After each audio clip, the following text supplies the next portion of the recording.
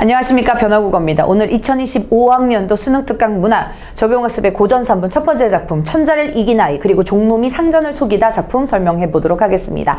제가 원래 계획은 고전 시가와 그리고 현대시 작품을 주된 강의로 하려고 했는데 여러분의 뜨거운 성원과 또 응원, 댓글 요청으로 제가 고전 선문 강의 이어나가도록 하겠습니다. 앞으로도 큰 응원과 그리고 댓글 많이 부탁드리겠습니다. 자, 그렇다면 우리 두 작품 배우기 전에 이와 같은 갈래에 대해서 설명 간단하게 드리고 시작하겠습니다. 바로 설화라는 갈래에서요, 우리 중학교 때부터 좀 익숙한 친구들도 많을 텐데 세 가지의 갈래, 하위 갈래 있죠? 신성성이 들어가 있는 우리 신화라고 하는 갈래, 그래서 단군신화나 주몽신화가 되겠습니다. 신성성으로 영웅적인 이야기가 나오는데 그 영웅은 나라를 세우거나 왕위를 계승한다라고 이해해 주시면 되겠습니다. 자, 그리고 두 번째 하위 갈래는 바로 전설 갈래이죠.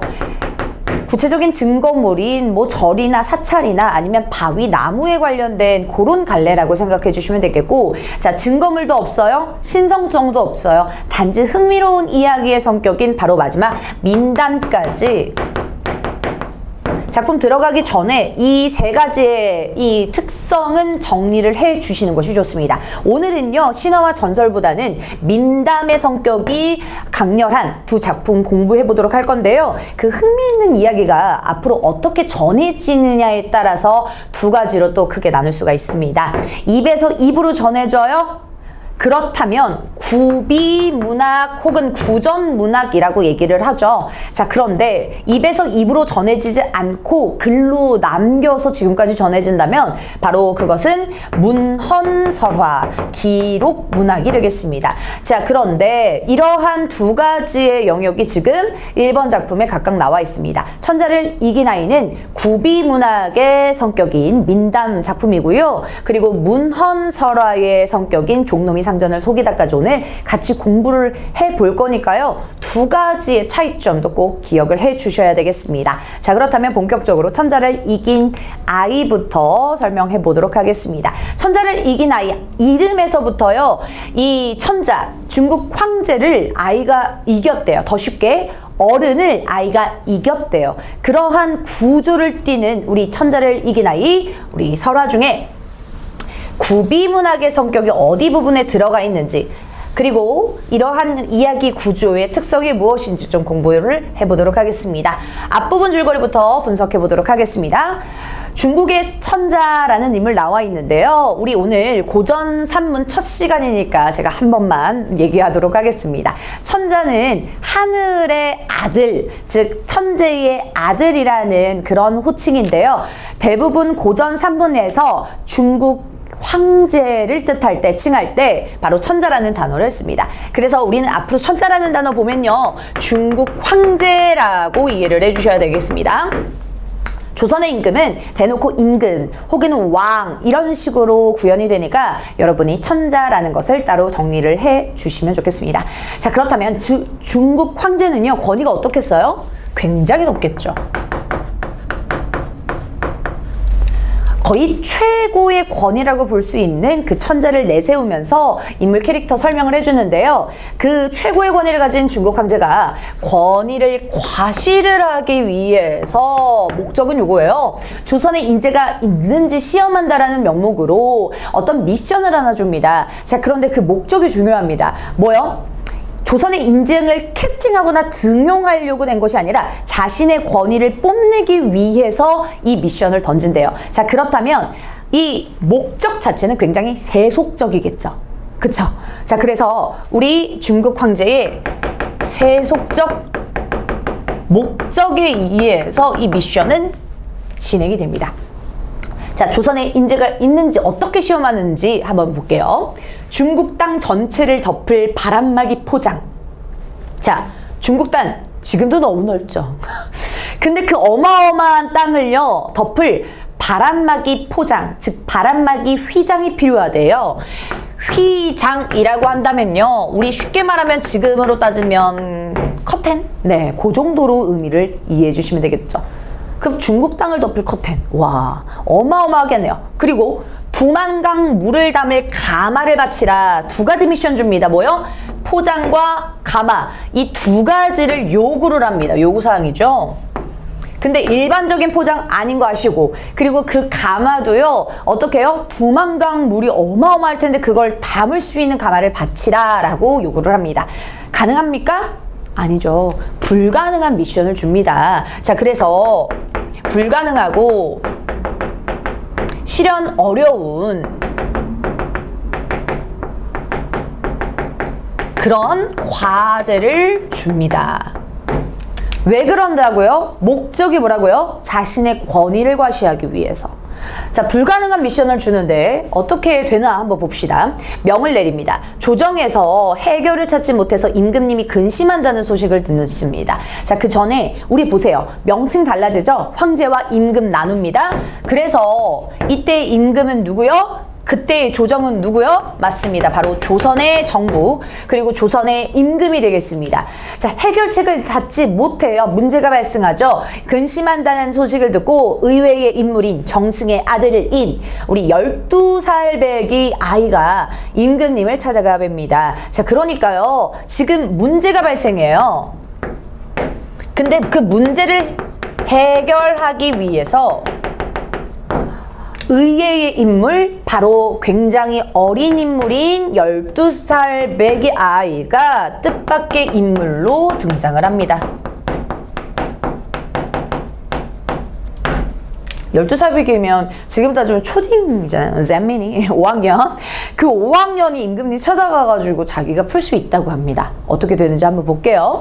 자, 그러니 그거 아는 인재가 우리 조선 땅에 있느냐. 자, 보세요. 인칭대명사가 우리가 사용됐어요. 우리, we. 그러니까 여기에서 발화자, 말하는 사람은 누구겠어요? 조선의 임금이 되겠습니다. 자, 그러니까 발화자 한 번만 쓸게요. 조선의 임금이 얘기합니다. 그거 아는 인재, 즉 그거라고 얘기를 한다는 거는 중국 황제가 내려준 그 미션이 되겠습니다. 바로 포장과 가마를 구하기. 그것을 아는 인재가 조선 땅에 있느냐라고 질문을 던져요. 그러니까는 그 12살 먹은 정승의 아드님이 하는 소리가 제가 가겠습니다. 그랬어요. 라고 얘기하네요. 자, 여기까지 읽었는데 큰 따옴표를 제외하고 이런 서술 방식에서 좀 특이한 점이 있죠. 왜요? 우리 고전 산문이나 현대소설 읽으면 그랬어요? 이런 말투 못 봐요.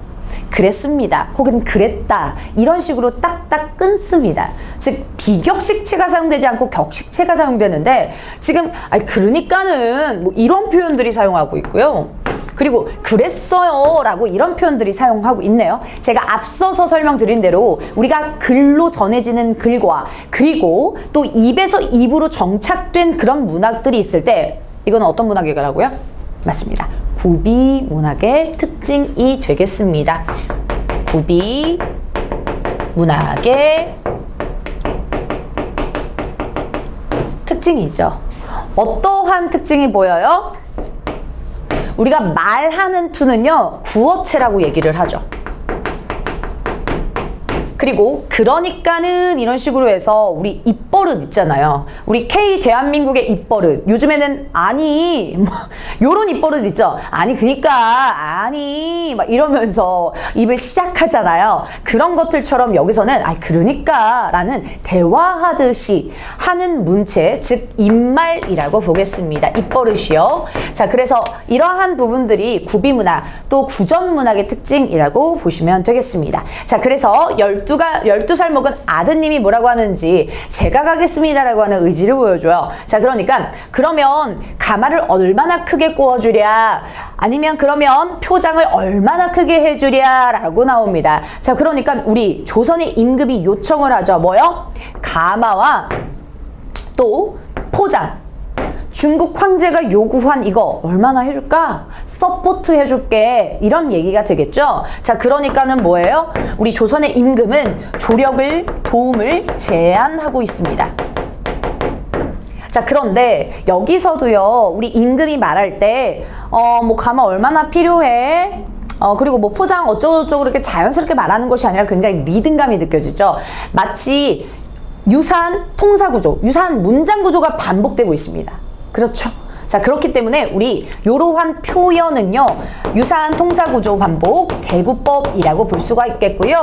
이거를 통해서 구어체, 즉 구전문학이기 때문에, 구비문학이기 때문에 그런 운율감이 느껴진다라고도 볼 수가 있겠습니다. 자, 그리고 그러니까는 하면서 계속 반복되고 있죠. 네, 좋습니다. 그렇게 해서 조력을 제한하는데 우리 이 12살 배기 정승의 아들은 어떤 반응을 하는지 지켜보겠습니다.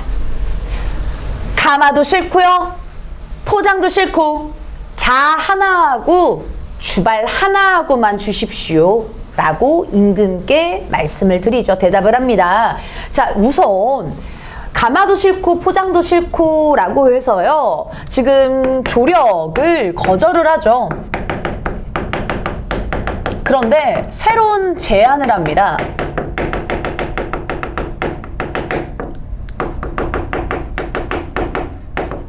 어떤 걸 달래요? 맞습니다. 바로 자예요. 우리가 일상적으로 알고 있는 30cm자, 15cm자 그 자 얘기하는 겁니다. 그래서 자 하나랑요, 우리 주발을 달라고 해요. 주발이라고 하면 밥그릇이라고 주석에 나와 있죠. 그래서 자 하나랑 밥그릇 하나를 달려고 합니다. 중국 황제는 미션이 우리 휘장하고 이 바람을 다 막을 수 있는 그런 휘장하고 뭐였죠?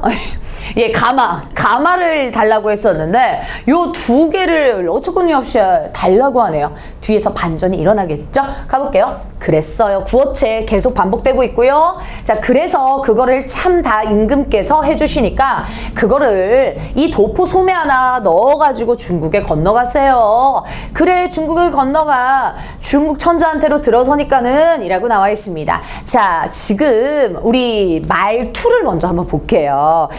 이 단어랑요, 그거 뭐예요? 바로 자랑 주발이죠. 임금께서 해줘 주셨어요. 그런데 그거를 해서 같은 단어가 반복이 되죠.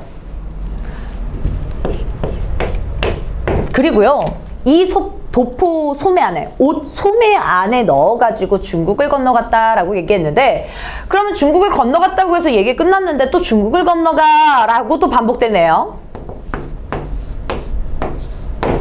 어떤 특징이라고요? 이거는 지금 경기도 남양주시에서 어떠한 구설, 전해지는 전승자가요, 지금 이불로 썰을 지금 푸는 거예요. 근데 그것을 우리가 들으면서 받아 적는 거거든요. 그렇기 때문에 그 말 자체가, 이 전승하시는 분의 이 말 자체가 다 기록이 되어 있습니다. 역시나 구비문학의 특징이 되겠습니다. 구비문학의 특징 2번이라고 적어줄게요.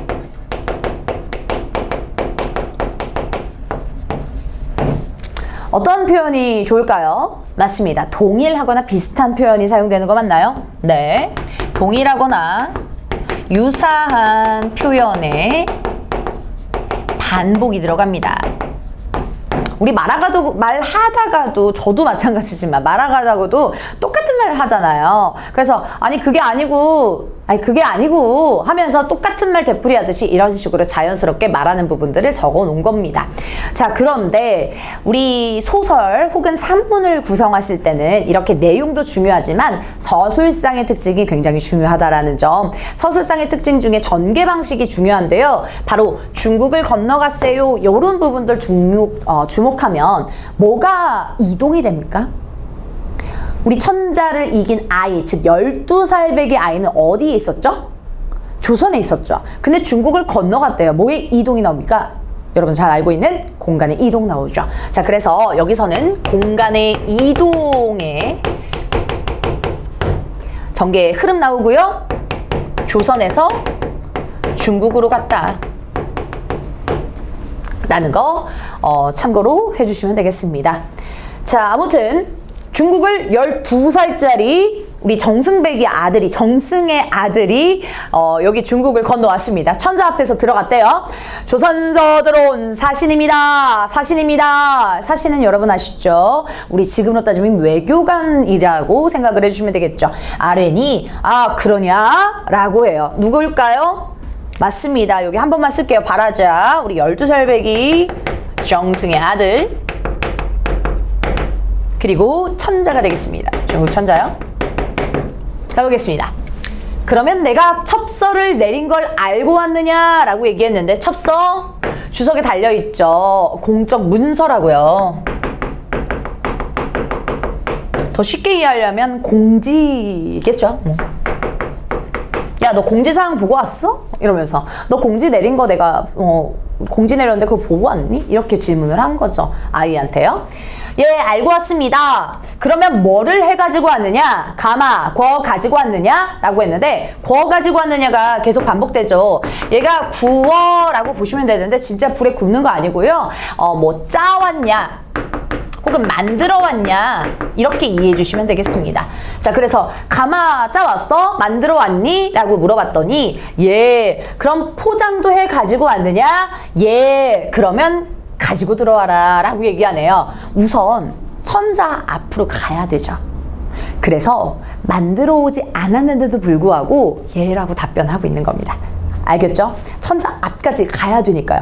근데 예를 들어서 아니요? 그러면 집에 가, 조선 가 이러겠죠. 그래서 우선적으로 예예라고 대답을 하고 있습니다. 자, 그래서 중국 황제가 원하는, 천자가 원하는 거는요. 바로 가마, 그리고 포장, 이것을 해왔는지 확인하는 질문이 되겠습니다.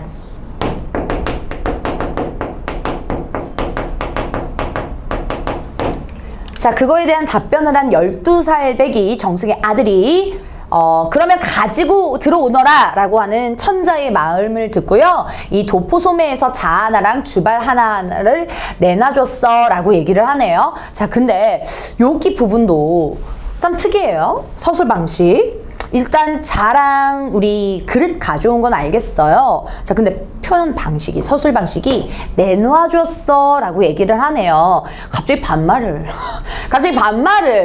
왜 우리 말하다 보면 저도 그렇죠. 여러분께 존댓말 막 하다가 아, 그거 있잖아 하면서 약간 반존대 느낌? 그런 느낌이잖아요. 이것 또한 글로 쓴 게 아니라 입에서 입으로 전하기 때문에 이러한 표현들이 나옵니다. 입으로 기록하는 거기 때문에요. 자, 그래서 내놔줬어 라고 하는 거는요, 우리 또 구비문학의 특징 세 번째라고 기억 정리해 주시면 좋을 것 같습니다. 무슨 말하고 무슨 말이 교차해서 드러난다? 네, 맞습니다. 처음에는 존댓말 썼죠? 근데 반말로 지금 쓰고 있죠? 교차해서 서술하고 있습니다. 자, 그래서 구비문학의 특징 계속 볼 거고요. 내용도 함께 보겠습니다.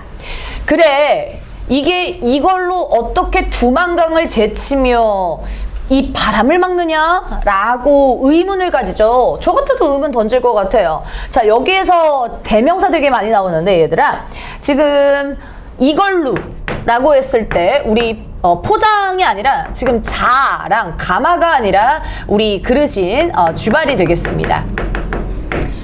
이걸 어떻게 두만강을 제치며 바람을 막느냐라고 하니까 제 아무리 천재라도 중국 땅이 몇지가 되는 줄 알아야 포장을 똑같이 지어 올 겁니다. 지금 아이가 대답하고 있거든요. 뭘 모른대요, 자기는? 중국 땅의 크기를 모른대요. 또 제 아무리 천재라도요, 두만강에 물이 몇 백이 몇 말 되는 거를 재주십시오 라고 하네요. 자기는 두만강의 물의 양을 모른대요. 그러면서 글쎄 이 자로는 재서 적어주시고 두만강은 이 주발 밥그릇으로 퍼서 물을 재주신다면 제가 우리 조선에 나가서 그와 똑같이 해가지고 들어오겠습니다 라고 얘기를 하네요. 자, 그러니까는 여기에서는요, 이 자를 가지고 온 이유와 또 이 주발을 가지고 온 이유가 나타나죠. 이 자로는 재서 적어주고 주발로는 퍼서 물을 재달라는 다시 요청을 하고 있습니다. 무엇을 발휘하고 있나요?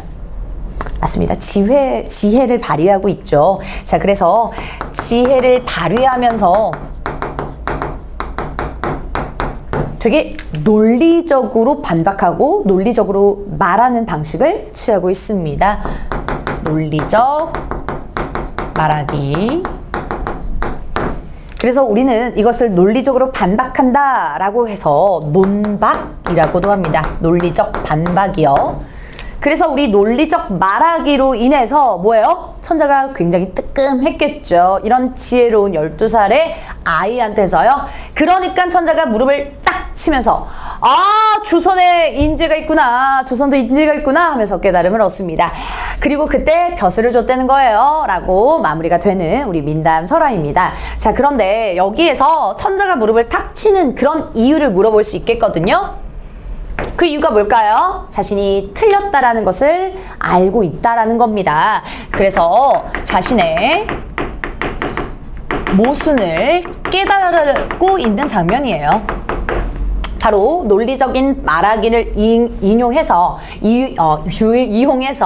자신의 모순을 깨달음을 얻고 있는데 이 부분은 우리 문제가 해결됐다 라고 볼 수가 있겠죠. 자, 그래서 우리 유능한 인재가 있구나라고 깨달음을 줬는데 마지막 해피엔딩이긴 한데요. 이 벼슬을 상징하는 의미 중요합니다.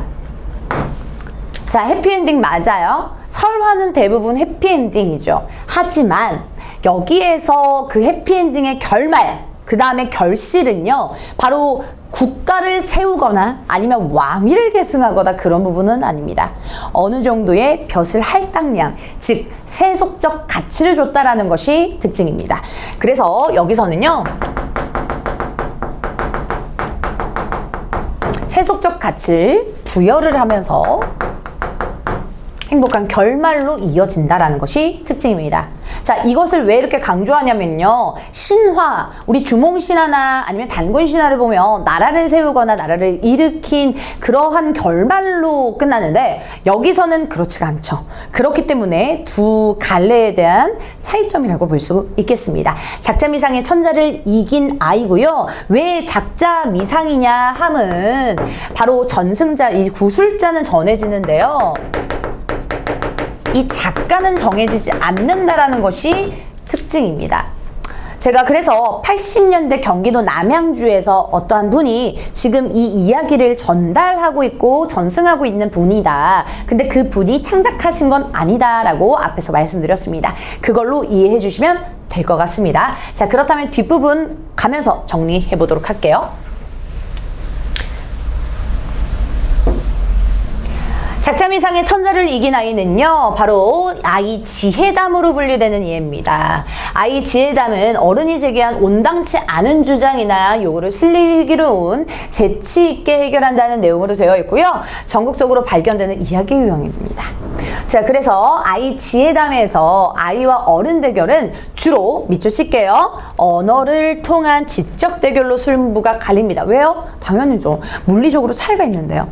아이는 특유의 논리적 대화법, 우리 12살 배기의 정승 아들이 사용된 이 방법으로 승리를 거둡니다. 이 아이 지혜담은요, 아이가 어른과의 대결에서 승리를 거두는 과정을 통해서 기존 사회 통념, 낡은 질서의 문제를 제기합니다. 자, 요거 좀 메모 좀 할게요. 기존 사회 통념, 그리고 낡은 질서 묶어주시고, 그거에 대한 문제를 제기한다라면 여기서 인물 누구요? 맞습니다. 권위가 높은 천자에게 문제를 제기를 한다라는 거죠. 여러분, 우리 살아가면서 물론 좋은 어른들도 굉장히 많지만 쉽게 우리가 우스갯소리로 하는 그런 건데, 라떼는 그런 어른들은 자신의 문제가 무엇인지 모르고 성찰을 모르고 그냥 낮은 세대, 어린 세대한테 강요만 하시는 분들이 간혹 있죠. 그런 분들을 지적을 한 겁니다. 비판을 하는 거예요. 그래서 기존 사회 통념, 낡은 질서, 즉 천자는 자신의 문제가 뭔지도 모르고 미션을 준 겁니다. 근데 그거에 대해서 문제를 제기하는 사람 바로 아이겠죠. 또 민중이 지닌 생동하는 힘을 드러내서 보여준다 라고 얘기하는데 누구를 통해서요? 맞습니다. 아이를 통해서 민중의 생동하는 힘, 발랄함 이런 것들을 보여준다. 자, 그리고 구연자랑요, 또 청중에게 승리로운 이야기로만 가주되어서 진실성을 뒷받침하기 위한 증거물이나 구체적 시간, 장소가 제시되지 않는다는 점에서 민담의 성격을 띠는데, 우리 민담의 성격 앞에서 정리했어요. 흥미로운 이야기다, 또 민담의 성격을 그래서 띈다라고 얘기를 했는데, 지금 중간에 진실성, 구체적 증거물이나 시간 이런 것들은요 바로 전설이라는 갈래의 특징이 되겠습니다. 그러니까 정리하면 이 민담이 왜 전설이 되지 못하냐, 가로친 이 부분이 없어서 단지 흥미로운 이야기뿐이니까 민담으로 분류된다 라고 볼 수가 있죠. 제시된 부분은 경기도 남양주시 진전읍의 80년대에 이순희 님이 구술한 내용을 기록한 것이다. 그러니까 이 이순희 님이 보기에 만약에 나온다면 이 구술자인 거지 아까 말씀드린 대로 작가가 아니라는 것이에요. 이 구술자는 구연자다 뭐 이렇게도 나올 수 있겠고요. 오케이. 자, 그 다음에요. 우리 주제는 중국 천자의 무리한 요구로 초래된 문제 상황 슬기롭게 해결하는 문제 해결의 구조다라고 생각을 해주시면 되겠습니다. 전체 부분 줄거리는 이렇게 이해해 주시면 되는 거고요. 우리 설화라는 갈래가 수능에서 많이 나오냐라고 하면 수능에서 설화가 나온 적은 거의 없습니다. 대신 모의고사나 네 그런 평가원 모의고사 교육청 모의고사에서 한번 출제가 된 경우가 있었는데요. 뭐 김현가모라고 하는 작품이라든지 다른 설화 작품들이 출제가 된 적이 있습니다. 자, 그런데 설화는 우리 소설의 이전의 형태로 영향을 소설에 많이 준 부분들이 없지 않아 있기 때문에 여러분이 갈래를 특별히 정리할 필요가 있습니다. 자, 그 부분에 이어서요. 종놈이 상전을 속이다 라고 하는 또 다른 설화 작품 공부해 보도록 하겠습니다. 자, 나예요. 우리 성주라고 얘기를 한다면 우리 지금도 있어요. 경상북도 성주예요. 그러니까 여기서는요. 구체적인 지명이 나오고 지역이 나옵니다. 역시나 김진사 댁이라고 해서 구체적 장소가 나옵니다. 근데 거기에 득거리란 이름의 하인이 있었대요. 인물 체크하실게요. 득거리 신분이 어떻습니까? 신분이 굉장히 낮죠. 하인이 있었으니까요. 자, 그런데 인물의 성격 직접 제시합니다. 어떻게 해요? 매우 교활한 놈이었다 라고 나옵니다. 그러니까 교활하다는 폭스, 네, 폭스 생각하시면 되겠죠. 여우야, 꾀가 많고 좀 영리하긴 하지만 좀 얄밉게 교묘하다라고 생각을 해주시면 되겠습니다. 자, 하루는 김진사가 어디를 기니 볼 일이 있어서 득거리에게 말고삐를 잡히고 길을 떠났대요. 자, 김진사 댁 하인이기 때문에 이 김진사는 바로 상전이 되겠습니다. 제목의 의미랑도 이어지기 때문에 꼭 체크해 주시고요. 자, 볼 일이 있어서 말고삐를 잡히고 그러니까 득거리가 마부로 어디를 행차하네요. 날이 저물어서 여점에 들렸습니다 라고 얘기하네. 자, 우선 여점이라고 하는 부분들은요 우리 쉽게 말하면 요즘 따지면 휴게소의 개념이라고 생각해주면 돼요. 쉬는 집이거든요. 그래서 여점에 가면 지나가는 나그네들이 밥도 사 먹고 잠을 자기도 하고 여관 같은 그런 의미이기도 하고요. 자, 아무튼 그런 휴게소에 들었는데 그 전에 우리 시간의 흐름이 나오나요? 시간의 흐름. 날이 저물어서 라고 했을 때 우리 시간의 흐름도 확인할 수가 있겠습니다. 역시나 전개 방식 꼭 기억을 해주시고요. 시간의 흐름. 자, 득거리가 상전의 밥상을 보니 진수성찬이 상에 가득 차려져 있었다 라고 해서 맛있는 게 굉장히 많았나 봐요. 역시 상전이니까, 양반이니까. 자, 물론 식욕이 동해서 군침을 뚝뚝 흘렸지만 상전은 단 한 숟가락도 베풀어주지 않았습니다. 자, 중심사건 벌여져요. 지금 득거리는 너무 먹고 싶거든요. 자, 그런데 우리 상전인 김진사는요 바로 한 숟가락도 베풀어주지 않았습니다. 이 모습은 상전의 높은 지위에 있는 사람들의 자기밖에 모르는 모습, 바로 이기적인 모습을 볼 수가 있겠습니다. 인간 배려를 해주지 않는 모습이기 때문에 아마 득거리가 굉장히 서운했을 거예요. 너무 배고픈데, 그쵸? 자, 이에 분한 마음이 들어서 누가 분한 마음이요? 득거리의 내면이겠죠?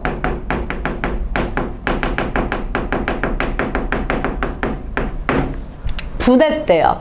자, 기억. 내게 좋은 꾀가 있다. 바로 교활한 성격인 것을 보여주죠. 내일 아침은 상전이 숟가락을 들지도 못하게 만들고 내 다 뺏어 먹으리라 라고 얘기를 합니다. 자, 그러니까 얘가 원하는 건 뭐예요? 바로 자기가 다 뺏어 먹는 거. 음식 다 먹는 걸 이 사람은 원하죠. 바로 우리 득거리가 생각하는 욕망입니다. 욕구요. 근데 그 욕망과 그 욕구를 어떻게 충족하게 되는지 한번 지켜보도록 할게요. 혼자 다짐하였다. 자, 득거리가 이튿날 아침 역시나 또 시간의 흐름 나옵니다. 부엌으로 들어가니 여점 안악이 밥상을 차리는 중이었다라고 얘기해요. 자, 그 날씨가 몹시 추워 수저에 얼음이 붙어 있었다라고 해요. 자, 여점 안악이라고 하는 건 지금으로 따지면 이 게스트하우스 주인, 네. 여관 주인, 네. 휴게소 우리 아주머니들, 네. 그런 의미가 되겠습니다. 자, 그래서 그분이 밥을 차려줘요. 근데 거기에 날씨가 굉장히 춥대요. 자, 그럼 여기에서 계절적 배경 알 수 있거든요. 수저에도 얼음이 붙을 정도로 굉장히 추운 계절적 배경, 겨울이 나옵니다. 자, 그래서 제가 전개 방식 굉장히 중요하다라고 얘기했는데 공간의 이동까지 정리하면서 다음 화면으로 넘어가도록 할게요. 자, 여기서 우리 김진사 댁에서 출발하면서 길을 떠난다. 여기 부분에 또 공간의 이동이 들어간다라는 점 참고하시면서 앞부분 내용 요약하면 득거리라는 신분이 굉장히 낮은 인물이요. 김진사라고 하는 신분이 높은 상전에 대해서 불만을 품고 복수를 다지는 거죠. 이튿날 아침에 그래서 얼음이 붙어 있었는데 이 수저를 어떻게 하는지 뒤에서 또 이어서 보도록 하겠습니다.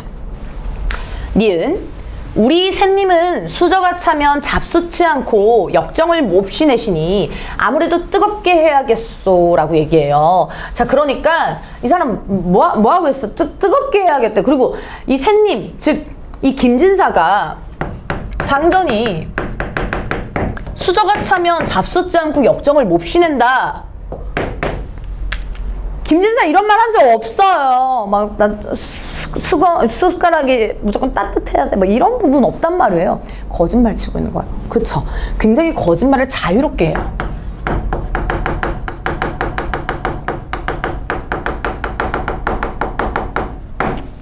지금 1번이라고 번호 달아놓은 건 앞으로 득거리에 대한 인물을 제가 정리를 할 겁니다. 그래서 번호를 달아준 겁니다. 넘버링. 우리 자유로운 거짓말을 첫 번째 하는 모습이겠죠? 아무래도 뜨겁게 해야겠소 라고 해서 꾀를 내고 있습니다. 그렇지. 교활한 모습이에요. 교묘하다라고 볼 수 있겠고요. 가볼게요. 득거리가 그 안악에게 이렇게 말하고는 수저를 숯불에다가 묻었다가 상에 올린대. 어머나, 시커멓고 얼마나 뜨겁겠어요.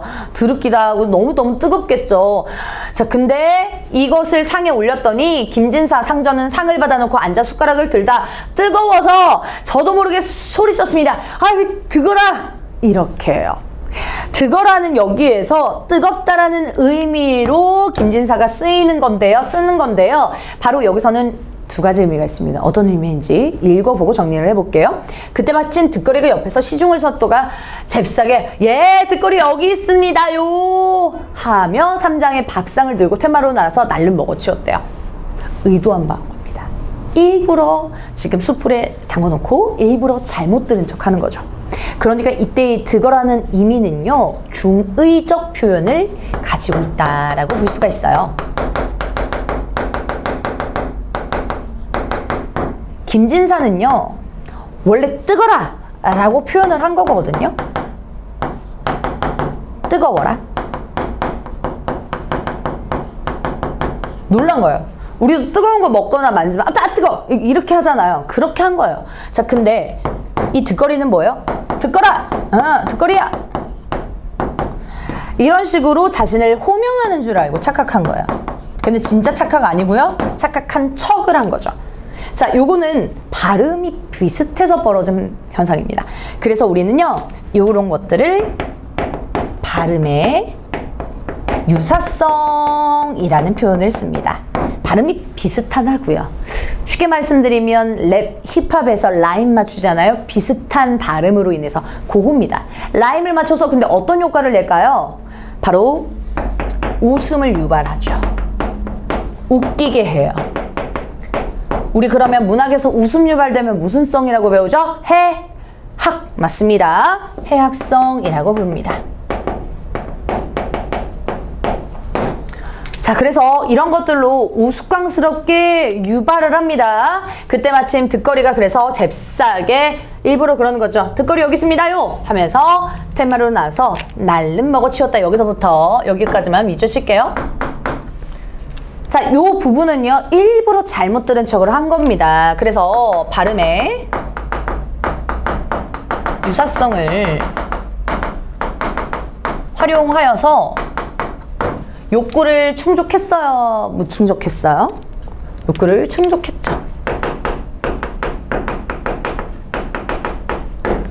이게 두 번째 득거리의 특성입니다. 인물의 특성이요. 그래서 욕구를 충족하면서 자신의 목표를 충족하죠. 가볼게요. 네 놈을 부른 게 아니라 수저가 너무 뜨거워서 나도 먹을래. 뜨거라 하고 소리친 것이다. 아니 나는 밥 한 술도 뜨지 않았는데 네 놈이 어찌 감히 당돌하게 주인 밥상을 들고 나가서 냉큼 먹어치운다는 말이냐 라고 항의 문제점을 지적하죠. 불만 그리고 문제를 지적해요. 자, 그러니까 지위가 아무리 높더라도요 꽤 넘어간 상황이 되겠습니다. 자, 쇠뇌는 쇠님께서 이 밥상을 물려주시려고 쇠뇌 이름을 부른 줄로 알았었죠. 참으로 죽을 죄를 지었습니다요 라고 하면서 진짜 죄송할까요? 아니죠. 그냥 둘러대는 거죠. 바보, 어리석은 척 한 거예요.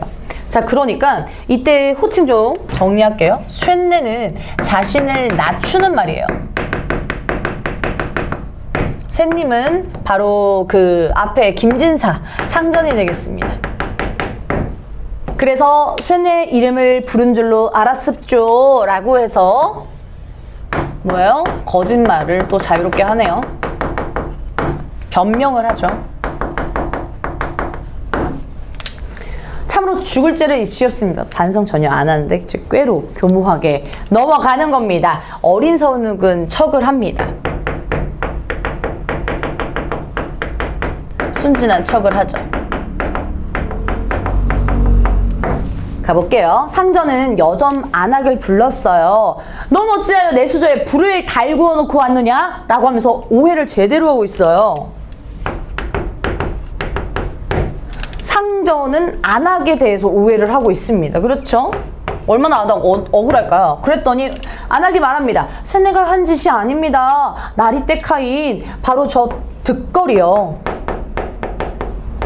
득거리가 부엌에 들어와서 제게 새님은 수저가 차면 진지를 잡숫지 않는다고 제멋대로 수저를 가져다가 숯불에 달군 것입니다. 쇠는 정말 아무 잘못도 없습니다. 라고 해서 자신의 잘못을 결백하죠. 진실을 고하고 있어요. 자, 김진사가 다시 득거리를 꾸짖자 득거리가 아뢰옵니다.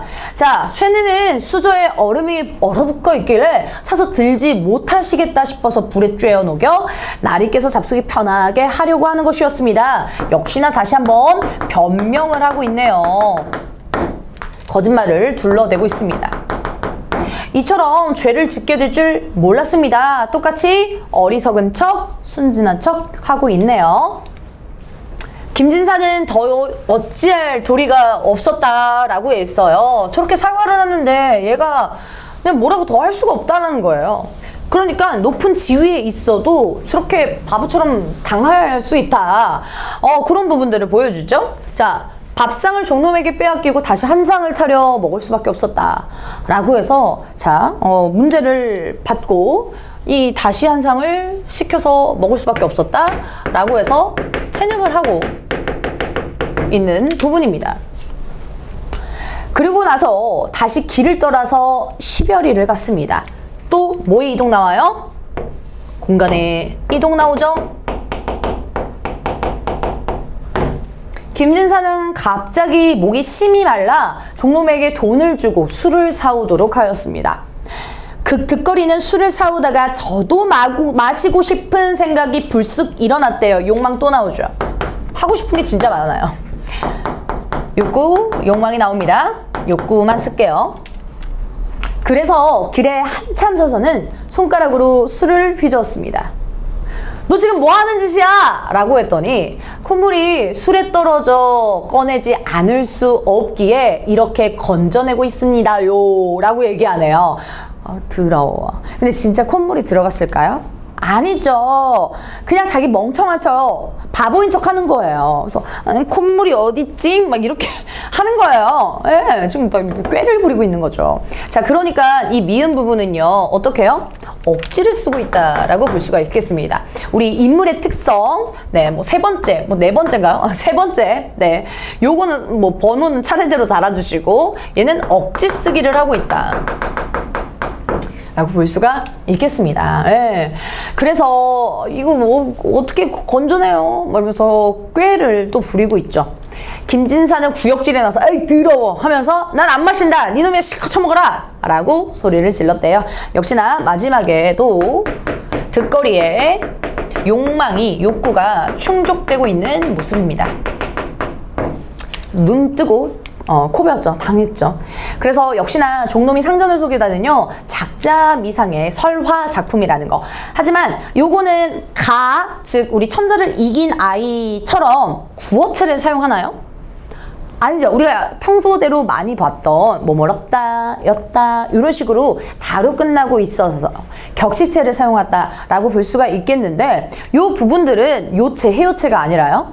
그래서 이 부분은 문헌설화다라고 생각을 해주시면 되겠습니다. 문헌설화다. 정확하게 한문으로 기록은 되어 있지만 대신 작가는 밝힐 수가 없다, 밝혀지지 않았다라고 이해해 주시면 되겠습니다. 자, 마지막으로 강조하는 이 득어라는 뜨겁다는 말을 득어라기도 하는데, 여기서는 중의적인 의미, 발음의 유사성을 통해서 해학성을 유발한다라고까지 봐주시면 되겠습니다. 자, 여기 사실 여기 해제 부분은요, 여러분의 수능 특강 교재에 문제 부분 있죠. 그 보기를 정리를 하면서 간다라고 생각을 해주시면 되겠는데, 지금 문제 풀다 보면 트릭스터라는 말을 보게 될 겁니다. 이 트릭스터는요, 인물형이 등장하는 이야기로, 그래서 인물형 종류 중에 하나입니다. 이 트릭스터는 득거리라는 인물을 표현하는 말인데요. 트릭스터는 남다른 지적 상상력과 재치, 비롯한 대단한 말솜씨를 발휘해서 거침없이 사람들을 속이고 골탕 먹어 자신의 욕망을 충족하는, 득거리네요, 유형이다. 대립하는 대상이 지배층일 경우 트릭스터의 언행은 기득권, 지배, 질서에 대한 저항의 성격을 띱니다. 바로 우리 이 김진사에 대해서, 상전에 대해서 저항의 성격 띠죠. 그가 속이는 대상이 꼭 지배층에만 국한되는 건 아니어서 무고한 서민의 속임이 대상이 될 때도 있긴 있어요. 그런데 여기에서는 지금 상전, 김진사를 속이고 있다라는 거. 트릭스터는 사회체제가 지지하는 일체의 도덕, 윤리적 가치관에 구속되지 않는 반사회적 인물 유형으로 간주됩니다. 이야기 속에서 득거리는 하인에 대한 인간적 배려가 없는 이기적인 주의를 재치와 말씀으로 거듭 속여서 자신의 욕구를 충족하죠. 득거리의 유쾌한 장난을 통해서 똑똑한 척하면서 바보가 되는 주인. 상전, 어리석은 듯 행동하면서 입속을 챙기는 하인. 이 굉장히 모순되는 구조로 해학적인 구도가 형성이 된대요. 문자로 기록된 문헌설화로 작자 미상의 야단지 검연록의 노만상전이라는 제목으로 수록이 되어 있대요. 한문으로 수록이 되어 있다 보니까 노만상전이 원래 원제고요. 요것을 우리말로 풀었을 때 종놈이 상전을 속이다 라는 말로 이해해 주시면 되겠습니다. 여기 말 좀 보기 읽으면서 어렵게 느껴진다면 제가 간단하게 요약 드릴게요. 우리 트릭이라는 말 언제 써요? 야, 너 트릭 쩐다. 이렇게 쓸 때 뭐예요? 굉장히 꾀나 재주, 요런 것들, 네, 손재주, 뭐 트릭, 속임수라고 얘기를 하죠. 그래서 트릭스터는요, 여기서 속임수, 이 술수를 잘 쓰는데요. 근데 이 부분은 원래 부정적이죠. 근데 그 부정적인 행위가요, 트릭스터라는 인물은요, 긍정적인 이러한 의도를 갖고 있습니다. 효과를 갖고 있습니다. 어떤 긍정적인 효과냐고요? 바로 지금 보셨다시피 지배층과 그 세태에 대한 풍자, 조롱, 이거를 표현하기 때문에 트릭스터는 바로 긍정적인 효과라고 볼 수가 있겠습니다. 그러면서 여기서 느껴지는 굉장한 통쾌함, 뭐 경이로움, 뭐 이런 감정들을 독자에게 전하고 싶어서 이런 트릭스터 인물을 쓰고 있는 거거든요. 그래서 저는 쉽게 얘기하면 우리 드라마나 영화 보시면 왜 통쾌하고 경이로운 사이다 장면들 몇 개 있잖아요. 즉 되게 지위가 낮거나 혹은 왕따를 당하는 학생이 갑자기 능력치 팍 얻어가지고 막 괴롭혔던 일진들을 막 다 때려 눕히면 폭력이라는 행위는 되게 부정적이지만 그 작품 안에서 기능이 어때요? 되게 사이다죠. 트릭스는 그렇게 이해해 주시면 되는데 그 트릭이라는 말이 어떻게 해요? 폭스, 네, 여우처럼 꽤나 교묘한 그러한 행위로 이해해 주시면 더 쉽게 이해하실 수가 있겠습니다. 자, 그러니까 이 부정적인 행위가 긍정적인 효과가 될 수 있는 이 듣거리에 대한 작품이었고요. 주제는 거짓말로 상전을 속여서 자신이 원하는 것을 얻을 수 있는 욕구 충족의 과정이다라고 보실 수가 있겠습니다. 자, 그래서 듣거리라는 이름의 하인이 주인의 김진사를 수행해서 길을 가는데 이러한 듣거리에 대한 불만은 밥을 혼자 다 먹는 그런 이기적인 모습, 이기적인 지배층의 모습에서부터 불만이 토로되고 거기에서 나타난 부분입니다. 그리고 참고로요, 이러한 지배층, 즉 지배층에 대한 저항 문학들이 많은데 신분하고 우리 능력이 역전이 됐다라는 표현을 많이 볼 거예요. 지금도 그렇죠. 신분이 높은 상전은 능력이 낮아서 바보처럼 당하고요. 신분이 낮은 우리 듣거리는 능력치가 꽤가 높아서 이렇게 신분이 역전되는 상황을 보여줄 수 있습니다. 이런 상황은요, 우리 가면극에서 말뚝이라는 인물과 비교가 많이 될 수 있는데요. 가면극의 말뚝이 가면을 쓰면서 양반을 굉장히 공격적으로 까는데요. 그 공격적으로 깔 때 가면극의 말뚝이는 어때요? 굉장히 직설적이고 노골적으로 까다 보니까 직설적으로 노골적으로 깔 수 있는 그러한 지역을 굳이 나눈다면 도시의 계층의 신분 질서의 변동이라고 볼 수가 있겠죠. 흔들림이요. 자, 그런데 우리 듣거리 같은 인물은요,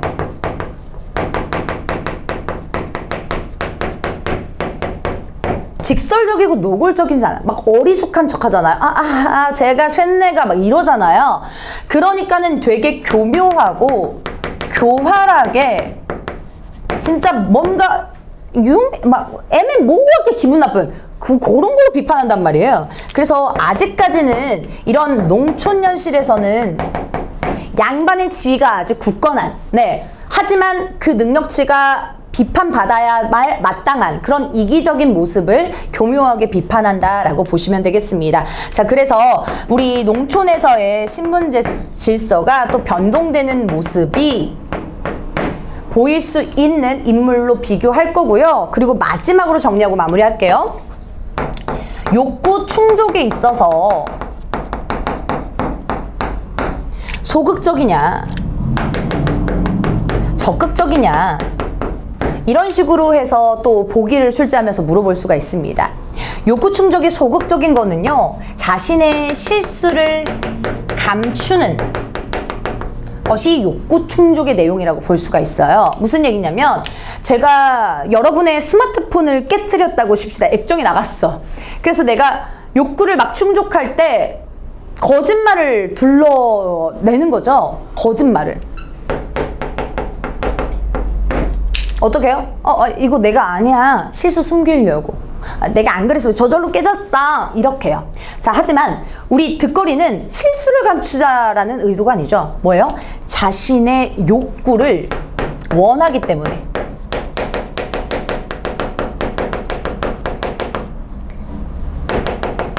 달성하고자 거짓말을 친다라는 얘기. 그래서 욕구 충족이나 혹은 거짓말을 왜 쓰냐 하는 의도로서 소극적이냐 적극적인 태도냐 라고 물어볼 때 우리 득거리는 적극적으로 욕구를 달성하기 위해서 자신의 실수를 숨기기가 아니라 달성하기 위해서 사용한다 라고 보실 수 있겠습니다. 자, 오늘 두 작품 가와 나 모두 다 배웠는데요. 설화라고 하는 큰 갈래에서부터 시작된 이러한 구비문학 또 문헌설화까지 오늘 여러분이 작품 공부해봤습니다. 그래서 여러분도 갈래뿐만 아니라 이러한 이야기 소스들이 많다라는 것들을 여러분이 공부하시면서 또 문학에 대한 견해를 넓히시는 것도 좋습니다. 오늘 강의는 여기까지고요. 저는 다음 강의에서 만나 뵙도록 하겠습니다. 고맙습니다.